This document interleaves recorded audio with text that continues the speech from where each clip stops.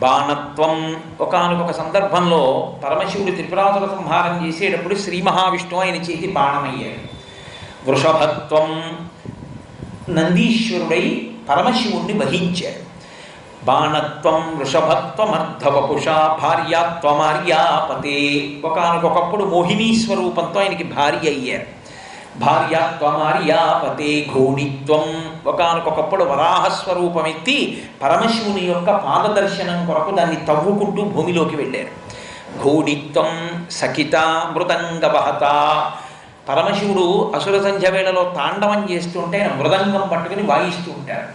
కాబట్టి మృదంగవహత చేత్యాది రూపం దదౌ తత్పాదే నయనార్పణంచ కృతవాన్, పరమశివుని యొక్క అనుగ్రహం కలగడం కోసమని చిట్ట చివరికి ఆయన ఒక సంకల్పం చేశారు.